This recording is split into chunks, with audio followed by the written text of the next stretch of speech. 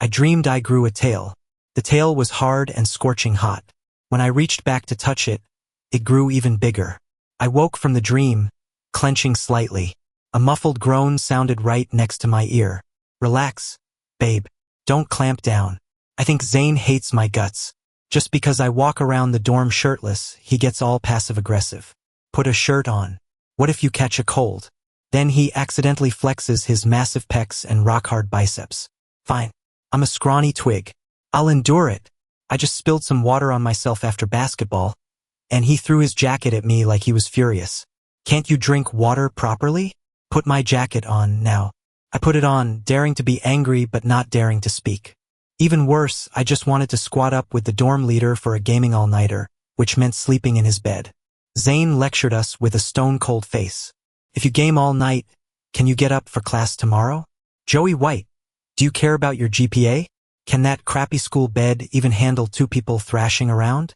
Joey, get down from there right now. Scolded like an elementary schooler caught skipping class, I climbed down awkwardly. I told my crew, my minions, about this, asking them to analyze what Zane's deal was. The boys were even more indignant than I was. He's provoking you. He's showing off that his body is better than yours. There must be someone he likes at the basketball court. He's afraid your wet t-shirt look, no, your lean muscles will steal his crush away. He's driving a wedge between you guys, winning hearts and minds. He wants to replace you as the dorm boss. Can you tolerate that, boss? Go kick his ass. Except for the last one, I thought they all made sense. After all, when I declared myself the boss of room 1111, the other 3 roommates didn't object at all. Zane even smirked and complimented me. Sure, you're the biggest. I can't rule out that Zane, having lived under my rule for so long, has grown resentful and started coveting my throne. I shuddered. Luke, the usually silent one in the group chat, chimed in. Joey? Do you think you might be misunderstanding your roommate? It looks like he takes good care of you. He worries about you catching a cold, he worries about your grades. Hearing that, I did feel Zane was actually pretty nice to me. Luke, what do you know? He definitely feels threatened by Boss Joey. He wants to belittle him with words. The battle for the crown has always been this way. Boss isn't his girlfriend, so why does he care so much? He definitely has ulterior motives. Listening to my minions fight for my honor, the flames of competition against Zane ignited in my heart. Bring it on. Room 1111 can only have one alpha. Luke stayed silent for a moment, sighed in the group chat, and spoke with grave meaningfulness. Joey, if you ever dream about growing a tail, whatever you do not try to pull it out with your hand. I flew into a rage. Why would I grow a tail? I'm not a rabbit and... Hey, call me boss. Boss. A voice came from behind me. Hey. I turned around excitedly. Zane was standing there, tall and upright, like a ghost in the doorway. He had a faint, unreadable smile on his lips. I didn't know how long he'd been watching. I panicked, scrambling to hide my phone. Zane, weren't you going to that lecture with the others? Heaven knows I deliberately skipped that lecture to discuss enemy intel with the boys. Zane placed a bag of chestnuts on my desk. He pursed his lips, a rare look of embarrassment on his handsome face. The lecture was boring. I came back early. Saw a guy selling roasted chestnuts on the way. Bought a bag for you. I quickly thanked him. Oh, thanks, bro. Maybe it was my imagination. But Zane seemed to stiffen for a second after I spoke. I peeled a sweet, soft chestnut and popped it into my mouth. The aroma was amazing. I narrowed my eyes in pure bliss. While I ate, Zane's intense gaze was nailed to me. Feeling a chill down my spine, I quickly handed him a chestnut. So good. Here, eat one. Zane took it, peeled it in 2 seconds and chewed slowly. His demeanor made it look like he wasn't eating a chestnut, but savoring the only rare treasure in the world. Under his meaningful gaze, I turned around, trembling. Provocation. It was definitely a provocation. Ever since I learned from the boys that Zane intended to usurp me, I started training. So what if I'm not as tall as him? I get up early every day to run, hit the gym, lift barbells and box. Give it time, and I'll definitely build pecs bigger than Zane's and shoulders wider than his. I also employed a policy of appeasement. Using the excuse of returning the favor for the chestnuts, I periodically brought Zane little cakes and milk tea. Hehehe. Zane, just you wait until I feed you into a giant butterball. Returning to the dorm that day, I handed Zane a candied apple I'd bought on the roadside, just like always. Wrapped in a thick layer of sugar syrup, it's the kind of food a gym rat wouldn't dare look at in this lifetime. Here, baby Zane. Daddy bought this specially for you. I flashed a smile that looked harmless but was actually evil, extending my wicked little hand toward him. Zane froze, staring at the candied apple thoughtfully. Wait, boss, how come you bring stuff for Zane but not us? Are you still the boss of 1111? You gotta spread the love, no playing favorites. Hunter, our golden retriever energy roommate, looked up from his game to complain. Liam, the one in the plaid shirt and glasses, adjusted his frames and gave me a meaningful look. Why buy him a candied apple? That guy in our class buys those for girls he's chasing. Besides, isn't Zane cutting? Hearing this, Zane's fingers trembled imperceptibly as he took the apple, as if restraining something. I mentally kicked Hunter and Liam. What if Zane realizes I'm trying to sabotage his diet with sugar? What's with the noise? Do I rarely treat you guys? Besides, one of you drinks boba, like water, and the other has a snack stash big enough to open a 7-Eleven. Do you really need Daddy to worry about you? I just saw Zane's life is so bitter, so I wanted to add some sweetness to it. After my rant, Hunter and Liam bowed to my tyranny, shrinking back to their games. Once they quieted down, I stared intently at Zane and the candied apple in his hand, my eyes practically beaming. Eat it. It won't taste good if the sugar melts. Hunter popped up again. Candied apples are supposed to be cold. I was furious. I threw a book at Hunter, craning my neck to argue. Don't I know that? It was a metaphor. Do you understand metaphors? While we argued, Zane's well-defined fingers slowly unwrapped the packaging, and he gently took a bite. I leaned in close to that campus heartthrob face that drove all the girls crazy, watching his reaction. Like it? If you like it, bro will buy them for you in the future. Zane's expression stalled slightly. His Adam's apple bobbed as he swallowed the sour fruit. His voice was husky. Not bad. I bounced around excitedly like a sparrow. Babe, bro will buy you one every day. Give it a rest. That thing is sickly sweet. Even my nephew hates them. Hunter's voice rang out behind me like background music I couldn't shake. I was annoyed. Is this kid trying to ruin my plans? Different strokes for different folks. Maybe Zane loved this stuff as a kid and still loves it now. My words were cut off by Zane. I never ate them as a kid. Nobody bought me snacks. When I was little, Zane lowered his head, looking at the candied apple in his hand. His long eyelashes cast a shadow on his pale face, giving him a melancholy air. Joey, thank you for buying this for me. When I was small, my mom was leaving. She bought me a candied apple, but my dad was angry at her, so he threw it away. Now, I'm finally eating the first candied apple of my life. The dorm went silent. Everyone was stunned. Looking at Zane, who seemed like he was about to shatter, my heart overflowed with paternal instinct. As the dorm boss, I felt I had to do something. I cupped Zane's face, and as his pupils suddenly contracted, I used my thumb to wipe a bit of sugar off his lip. Oh, you poor thing. Bro will spoil you from now on. I'll buy you one every day. Come here, baby Zane. Give me a kiss. You belong to Joey White now. I puckered up, pretending to go for a kiss. I thought Zane would dodge. I didn't expect him to hold his ground, his dark eyes staring straight at me. Just as my lips were about to freeze awkwardly in midair, Hunter's voice chimed in perfectly, saving me. Ugh, Joey. Stop grossing Zane out. If you scare him off, who's gonna help me with my finals review? I quickly retracted my puckered lips and ran over to pummel Hunter. What do you know? That was a precious virgin kiss. Look at the sacrifice I'm making for my roommate.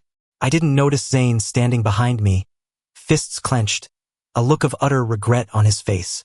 Liam, who had the lowest presence in the room, sat in the corner crunching potato chips.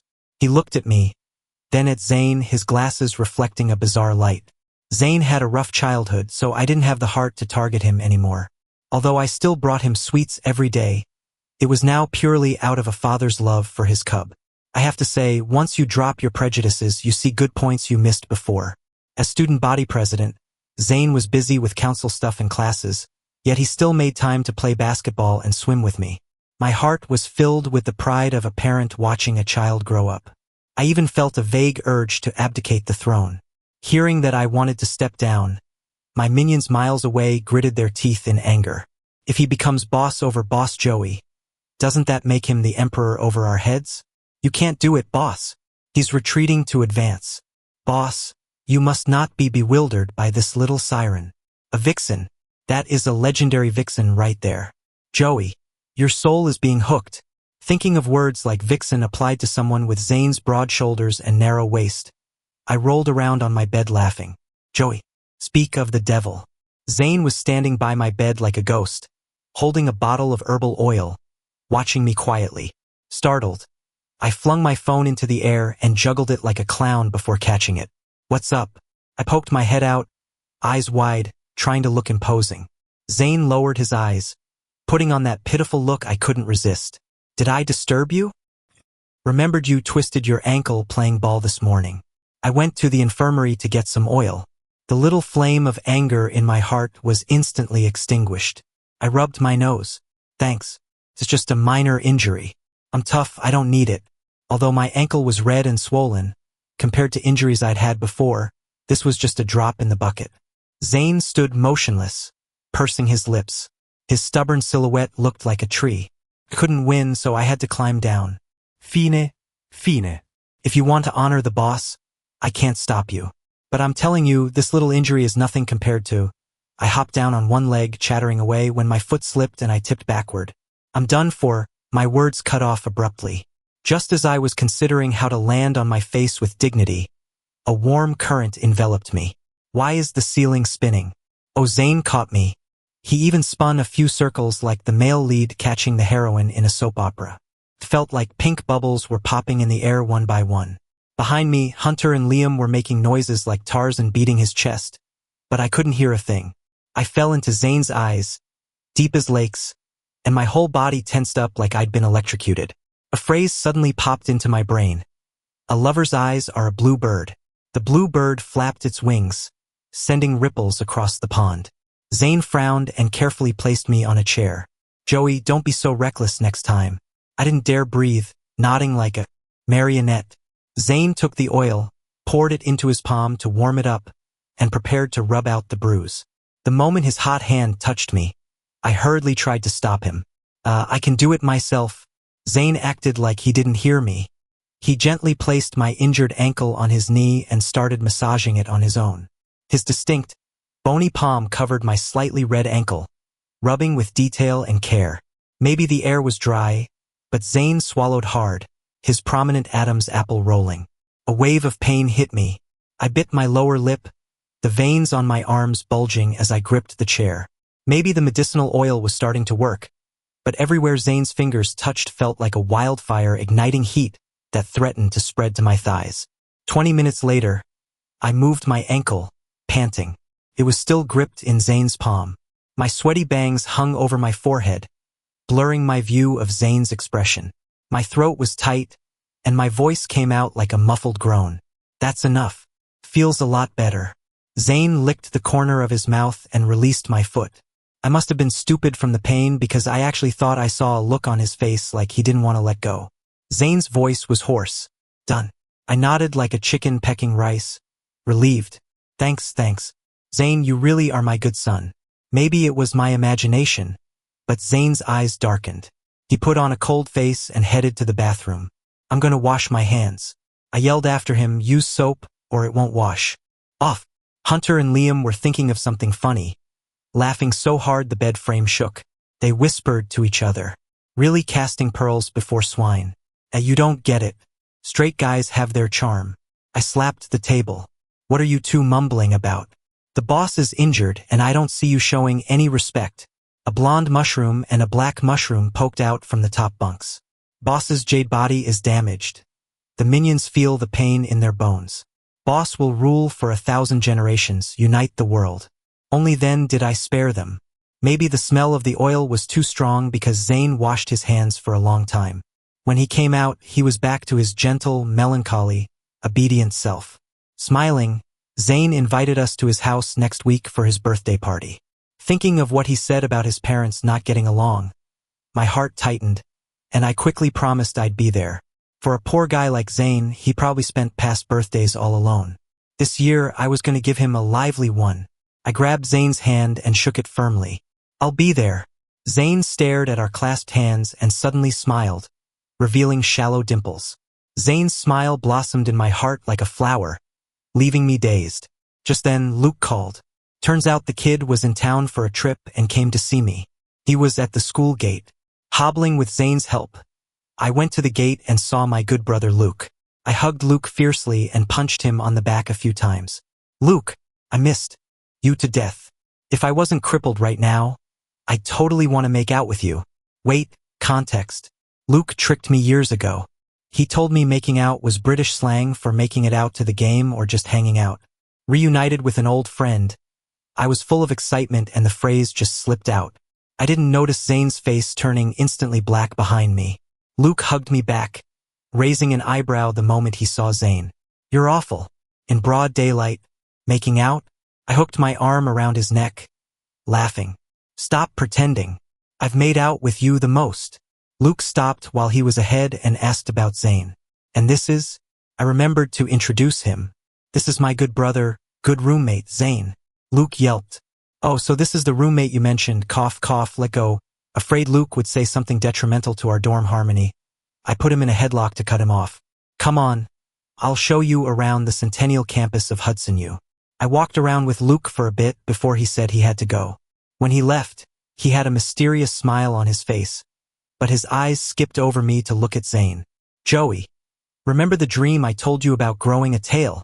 I watched his retreating back, full of confusion. I turned around and bumped into a wall.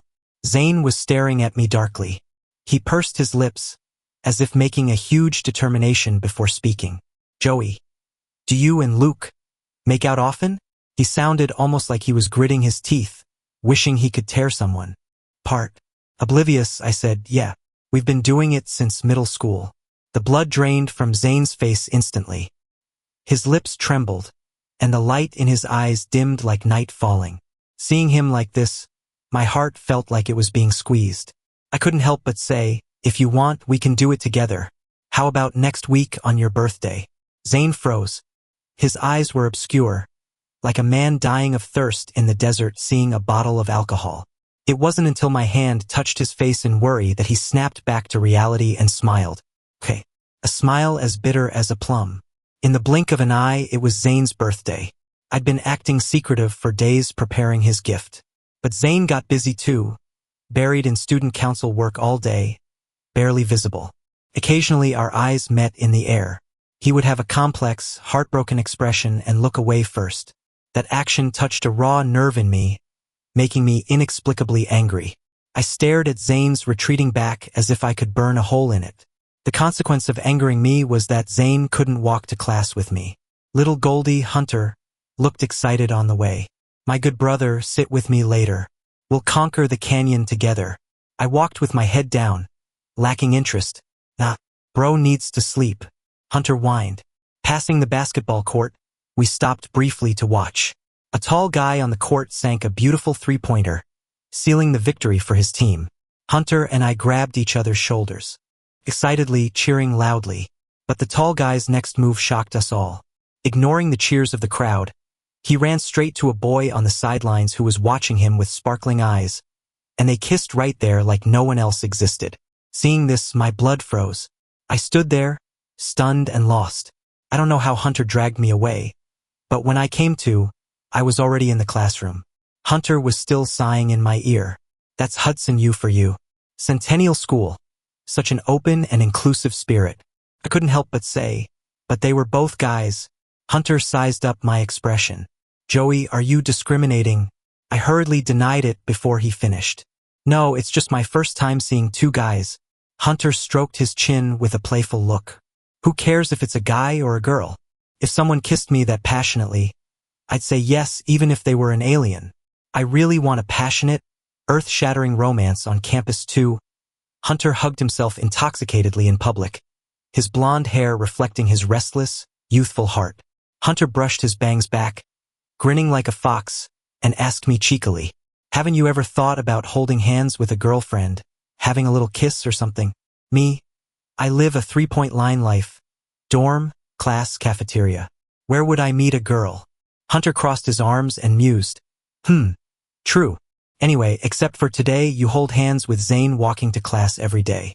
You need him to wake you up, you need him to feed you medicine. When you're sick. Who needs a girlfriend? What did you say? I shot up, glaring at Hunter. The people around us turned to look. Hunter quickly pulled me down. Why so loud? I was joking. In the front row, Zane turned around at that moment, looking at me with worry. In that instant, I felt an electric shock in my heart. Afraid to meet Zane's eyes, my body, which had been stiff a second ago, collapsed into the seat like noodles. I slumped down, ignoring Hunter. Hunter scratched his head anxiously, leaning in to whisper. Joey? Boss? You okay? Zane is asking if you're sick. Hearing Zane's name, I didn't know what to feel. Buried in my arms, I said muffly, Tell Zane I'm sleeping. After class, I skipped dinner and went back to the dorm alone. Lying in bed, after hesitating again and again, I messaged Luke. Me, Luke. I walked by the court today and saw 2 guys kissing. Me. Damn it. My expression was exactly like that meme. Zane didn't drag you away? Who mentioned Zane? Why are you so sure he was with me? Luke. I thought you were going to say it was actually you 2 kissing on the court. My phone flew out of my hand, hit the ceiling, and landed by my bed. I clutched my chest, panting heavily, and tiptoed like a thief to pick up the phone. Luke is toxic. My brain actually involuntarily imagined a scene of 2 guys kissing. Except the main characters were switched to me and Zane, thinking of his always smiling face, his eyes, clear as glass but tinged with melancholy, the mole at the corner of his eye that moved when he spoke. I pulled the duvet tightly over myself, as if that would stop my dirty thoughts and thundering heartbeat from escaping. Joey. I realized with horror I was hallucinating. I brought you food. Heat it up when you want to eat. Zane's gentle voice drifted up from below the bunk. I realized he was back, and he brought me dinner, but I had lost the courage to face him. I shrank into my shell, unable to believe I harbored such thoughts about my roommate, my minion. I don't know how I fell asleep, but a certain someone wouldn't let me go even in my dreams. I floated in the air like a cloud.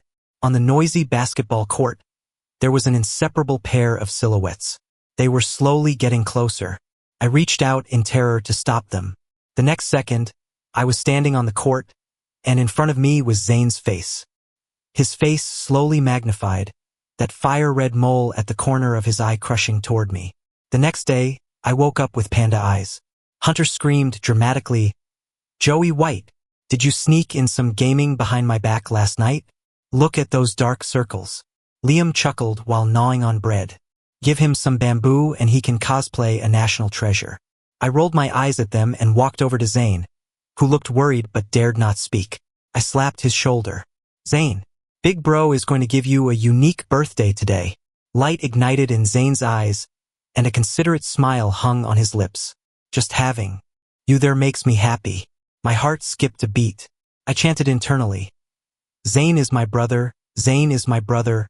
That evening, Zane's butler sent a stretch Lincoln to pick us up. When the car drove into a manor, our jaws dropped. At the banquet, amidst clinking glasses, Zane walked down the spiral staircase in a white suit like Prince Charming. Thump, thump. I heard my own heartbeat, confirming I wasn't dreaming. Business people swarmed Zane to talk. He exchanged polite pleasantries with a smile, but didn't stop walking until he reached my side. He held out his hand to me. Hello, I'm here for my gift. My face flushed. I snapped out of my trance and handed over the gift, which looked a bit shabby compared to the surroundings. But Zane grabbed my hand. Come with me. I want to look at my gift carefully. I followed him in a daze. Hunter and Liam's gossiping voices rang out behind us. Boss, go get him. We won't leave the door unlocked for you tonight. Joey, take care. Zane took me upstairs to his bedroom, a bedroom bigger than a classroom. He pressed me down onto the edge of the bed and looked down at me, his dark eyes fixed intently on mine. For the first time, I realized a person's gaze could be so complex. Zane stared at me with wolf-like eyes, his voice laced with a hint of breathlessness and tension. I'm here for my gift. I held out the gift box. Zane's voice suddenly dropped. Not that. I looked up at him. Zane lowered his head, his broad figure enveloping me like a mountain. When your friend Luke visited campus, you said on my birthday you wanted to make out with me. When saying a certain someone's name, he sounded slightly gnashing and jealous. I looked confused. Make out? Now? There's no basketball court here, and we don't have enough people for a game? Seeing the anticipation on Zane's face, I carefully voiced my question. Do we need to find more people to play? No. Zane suddenly grabbed my shoulders, veins bulging on his arms. He circled me in his arms, a position of confinement. Zane's forehead rested against mine. He looked into my eyes with red-rimmed eyes, his voice trembling. How can you be so? At least here, it can only be the two of us. TSK, Zane is like a kid, so shy about playing ball. Since he put it that way, could I refuse him? Fine, let's do it then. Wait for me to unwrap the GIF. My words were drowned out by Zane's storm of a kiss. My mind went blank. I felt like a small boat drifting in a tempest, shivering uncontrollably. Zane was demanding frantically, like a poor man who hadn't eaten in days. I almost drowned in this surging tide of affection. Only when the air in my lungs was nearly exhausted did I struggle to push Zane away. Zane gasped for breath, his lips crimson. His slicked-back CEO hairstyle was messy. I was panting just as hard, taking several seconds to find my brain. Not this making out. The making out I told Luke about was playing basketball. My words were like thunder from a clear sky. A blush crawled rapidly up Zane's neck to his face. I thought you and a lot of people. I was so angry my face turned red. I hammered his rock-hard chest. What kind of person do you think I am? Zane held my hand, his face flushed with embarrassment. You didn't push me away just now. Does that mean you like me too? Joey, let's be together. The handsome, rich prince was probably confessing for the first time in his life. His usually deep eyes burst with the hopeful light of a young boy. The air was heating up. I could feel my face turning into a tomato. I nodded, throwing caution to the wind. Together it is. I'm the boss. What's there to be afraid of admitting? After saying that, too embarrassed to look at Zane's triumphant face, I bit hard on his collarbone, leaving a standard tooth mark. From now on, you belong to me. This is Joey White's exclusive seal. Zane let out a bright, old-money laugh, and with a stretch of his long arms, he lifted me onto the bed. He pulled out a tube of something, his eyes scary bright. Joey, I looked it up online. If we prepare, it won't hurt. I nodded with the resolve of a martyr. Then came the lights out segment, and me sending voice messages in the middle of the night, cursing Luke out. Luke, you piece of SHT. What, growing a tail? You knew all along. You didn't warn me, it hurts like hell. Zane reached out and took my phone, whispering in my ear. Shoo, focus. Sweat dripped onto the sheets with the rhythm of movement, outlining two blurred figures. Epilogue. Many days later, Boss Joey asked his minions for advice again. Captain Joey. Children, Big Bro has encountered a little problem recently. Damn, who's bold enough to mess with Boss Joey? I'm buying a train ticket right now. Whether it's basketball or a brawl, just say the word, boss, and we'll walk through fire. Captain Joey. Luke. Shut up. Captain Joey. It's not that serious. It's just... Remember that roommate I told you about who wanted to replace me? He's been controlling me strictly lately. I can't even play a game during class. Conspiracy. I smell a conspiracy. His ambition is still alive. If he dares to control Big Bro today, tomorrow he'll be the boss. Roadside single dog? It's finals week and you're gaming in class? Also, didn't you say his dad hates him and his mom doesn't love him, a pitiful little thing? Captain Joey. Damn. Don't bring that up. I found out later he meant his mom left him and his dad to go on vacation, and the candy apple she bought him was eaten by his dad. Conspiracy. I smell a conspiracy. Boss, study hard. Don't game in class. By the way, do you have a girlfriend yet? When break comes, I'll introduce my girlfriend to you guys. Roadside single dog. Heh. A shadow fell over my eyes. Just as I was formulating words to condemn these fake friends, I felt a chill on my back. Joey, did you memorize the key points I highlighted for you? Zane stood behind me, his expression unpredictable, squinting at my phone. Girlfriend?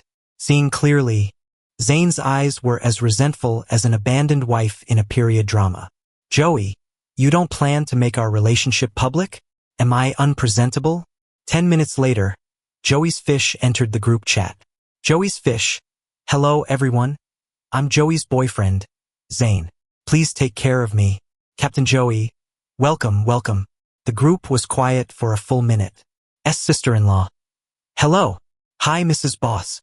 We definitely never badmouthed you. Roadside single dog. The 4 ones just became 3 ones and a 0. I want to beat Luke to death.